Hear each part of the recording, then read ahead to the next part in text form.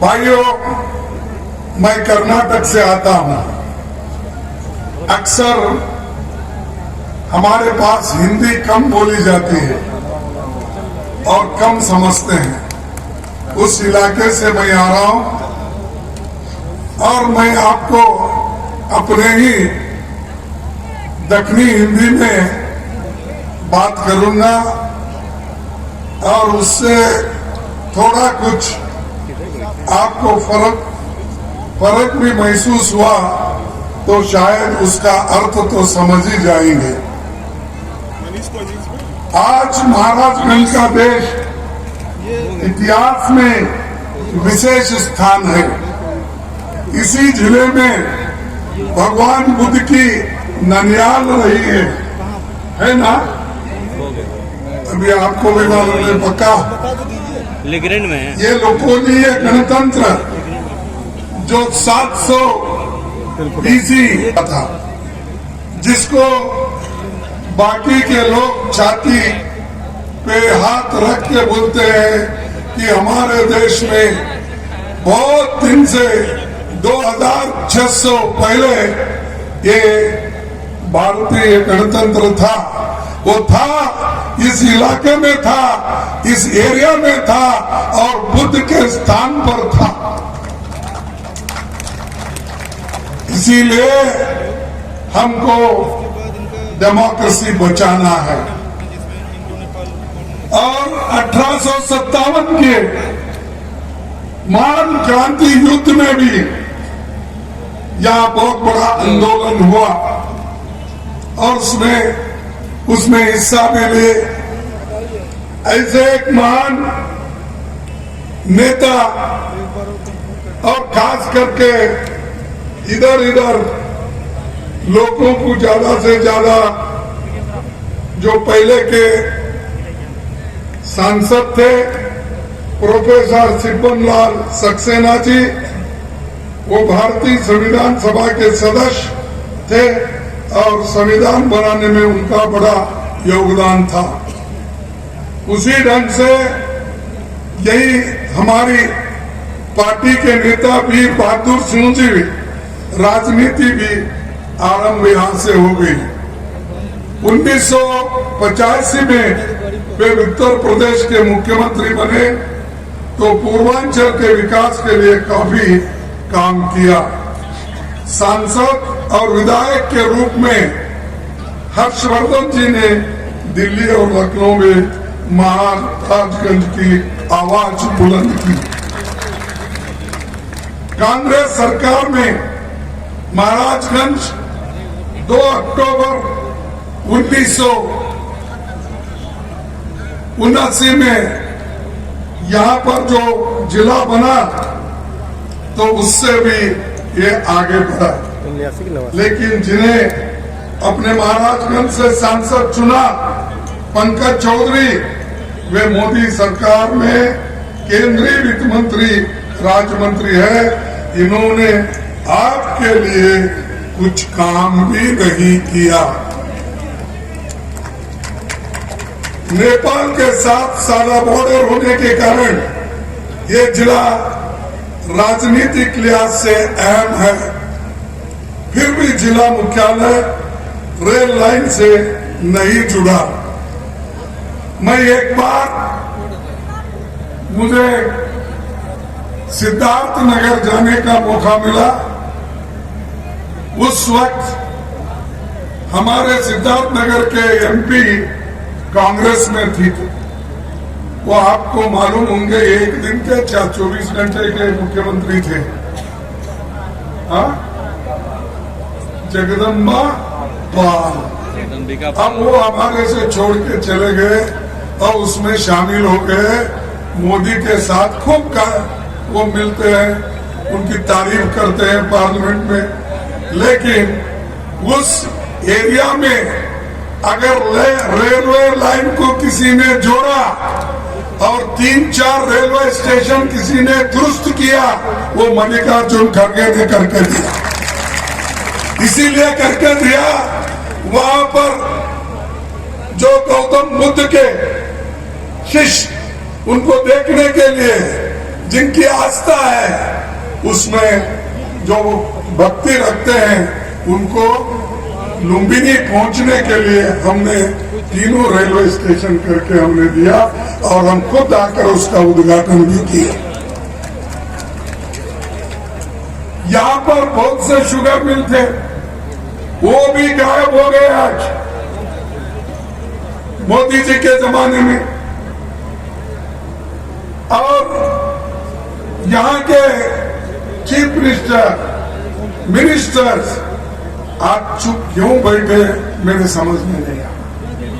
बातें तो बहुत करते हैं, कोई डबल इंजन की सरकार की बात करते हैं, खुद प्रधानमंत्री बात करते हैं हमारी सरकार डबल इंजन की सरकार है। भाई एक इंजन तो फेल हो गई, एक इंजन डिरेल हो गई, अब कहा तुम डबल इंजन की बात करते हो, उससे क्या होगा। लेकिन हमने जो देश को आगे बढ़ाया पंडित जवाहरलाल नेहरू जी से लेकर जो काम किया, इंदिरा गांधी जी से लेकर जो काम किया, आज तक ये डबल इंजन वाले कुछ नहीं कर सके उनके सामने। बड़े बड़े प्रोजेक्ट बनाए, बड़े बड़े बांध बनाए, बड़े बड़े पुल बनाए, इनका काम क्या है? सिर्फ कांग्रेस को गालियां देना। शिवपाल जी सुबह उठते ही वो हमको ही गालियां देते, आप तो टीवी में देखते होंगे।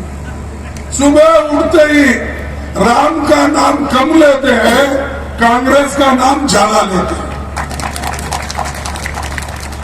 ऐसे ये लोग इस विचारधारा के हैं। देखो हम किसी व्यक्ति के लिए उनके खिलाफ नहीं लड़ रहे, चाहे वो मोदी हो चाहे वो योगी हो, उनके खिलाफ हम व्यक्तिगत नहीं लड़ रहे। दो विचारधारा की लड़ाई है।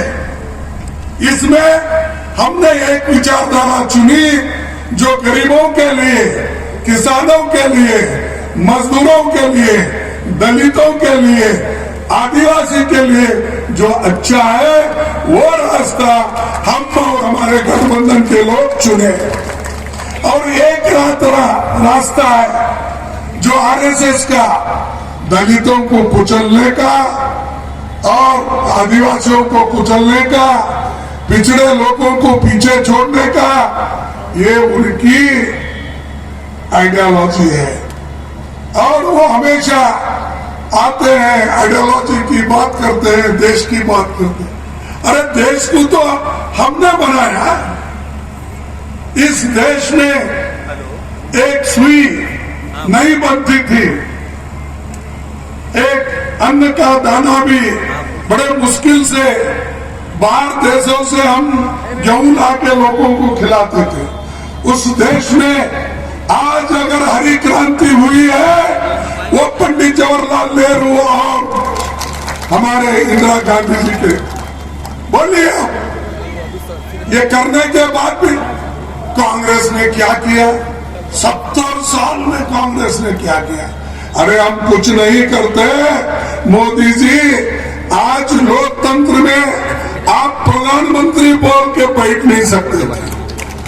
आप जो बैठे हमारे वजह से, क्योंकि हमने संविधान बनाया, क्योंकि हम लोकतंत्र को बचाया और लोकतंत्र के नाम पे हमने इस देश को कायम रखा।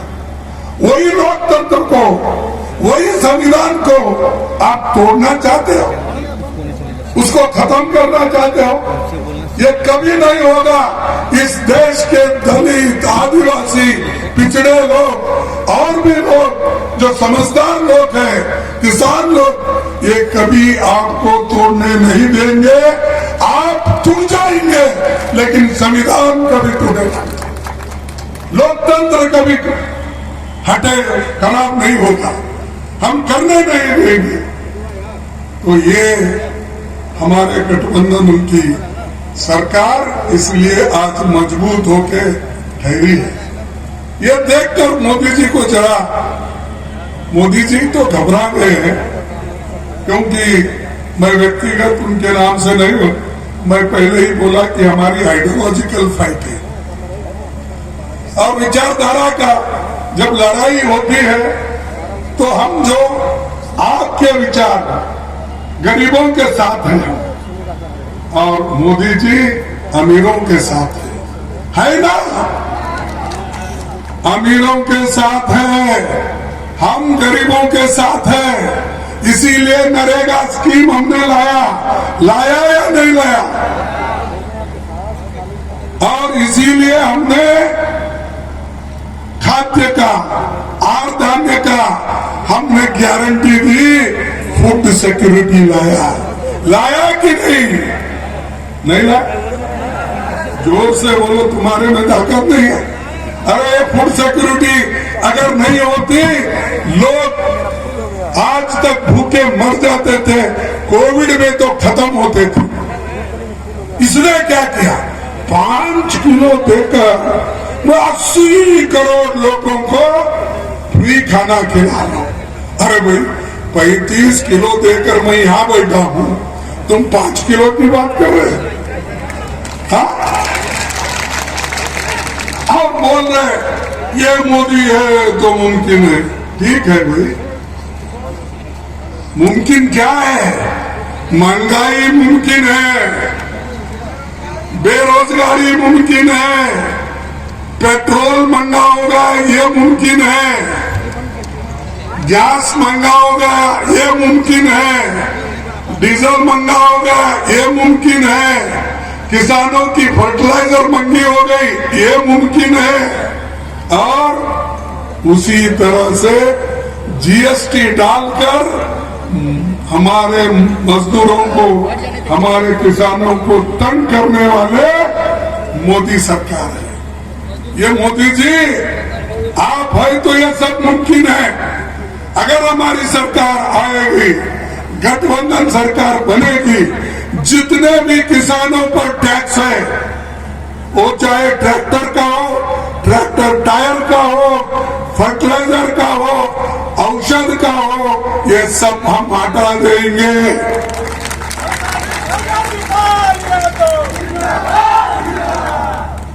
भाइयों, हमने बहुत कुछ बनाया, सब आंखों को देखते हैं। बड़े बड़े पब्लिक सेक्टर बनाए, कारखाने बनाए, लाखों लोग हमारे काम करते थे। होने वाला मशीन वही नहीं। अगर आप कोई देखे हैं तो बताइए। तो ये शाह की करामत है, मोदी जी की करामत है। लोगों को डरा के उन्होंने बहुत कुछ अपनी हुकूमत चलाने के लिए चालाकी की, लेकिन आने वाले दिन में ये नहीं चलेगा।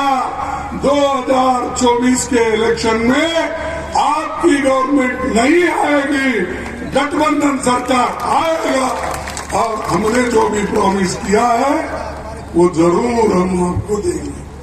और उन्होंने जो भी कहा, आपको मालूम है, सबके जॉब में 15-15 लाख काला धन ला के डालता हूं। बोले या नहीं? बोले थे या नहीं?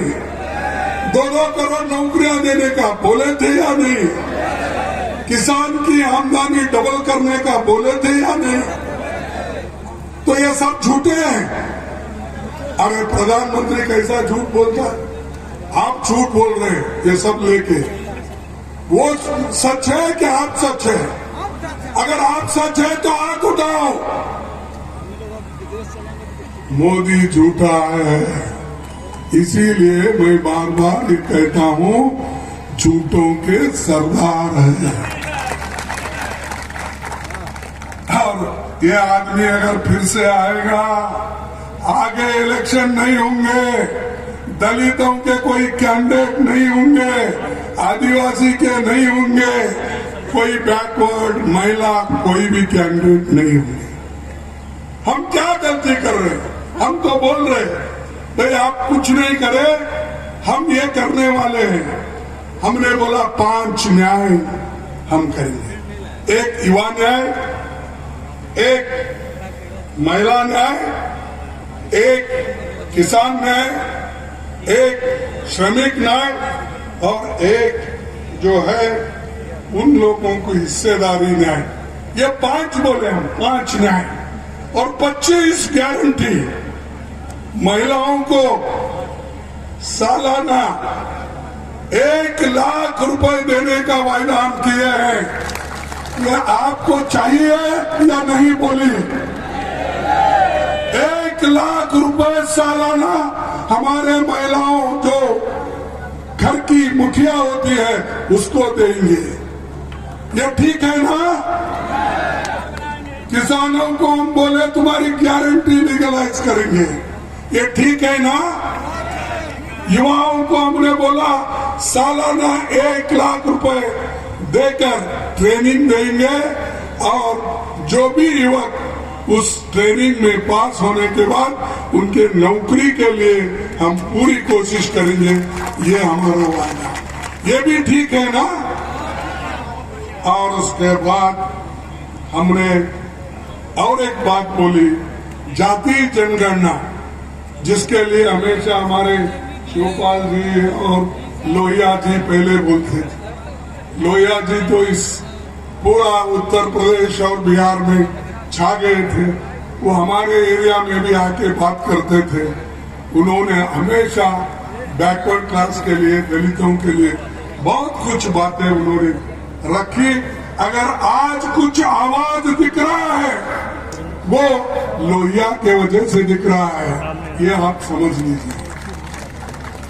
देश बचा पंडित जवाहरलाल नेहरू जी की वजह से, और आज गरीबों में, पिछड़े लोगों में आवाज आया वो लोहिया के वजह से। और देश का संविधान बचा, अब सबको समान अधिकार देने का, वो डॉक्टर बाबा साहब अम्बेडकर के वजह से। ये ध्यान में रखो। अगर इसको आप छोड़ना चाहते हो, गुलामी में जाते हो, तो आपकी मर्जी। महिलाओं को वोटिंग का अधिकार नहीं था, लेकिन बाबा साहब अम्बेडकर समानता के दृष्टि से सबको वोटिंग का अधिकार, संविधान के बचाने के साथ साथ लोकतंत्र को बचाने। इधर ध्यान दो, एक हो जाओ, किसी की बात मत सुनो। कोई आएगा, कोई टीका करेगा, कोई आएगा कांग्रेस को बात करेगा, और कोई राहुल गांधी पे भी क्या कुछ बोलते हैं ना यहाँ पर हिंदी में, मोदी जी शाहजादे प्रिंस। अरे प्रिंस नहीं भाई, वो तो गरीबों का एम्परर है, गरीबों का एम्परर है। और उसको जो आदमी कन्याकुमारी से लेकर कश्मीर तक चला और मणिपुर से लेकर महाराष्ट्र तक उन्होंने आंदोलन किया, उसको बोल रहे हैं प्रिंस। अरे उन्हें गरीबों से मिला, महिलाओं से मिला, बच्चों से मिला, जर्नलिस्ट से मिला, हर एक आदमी से मिलके उनके दुख और दर्द को समझ के उन्होंने मैनिफेस्टो तैयार की। हम लोग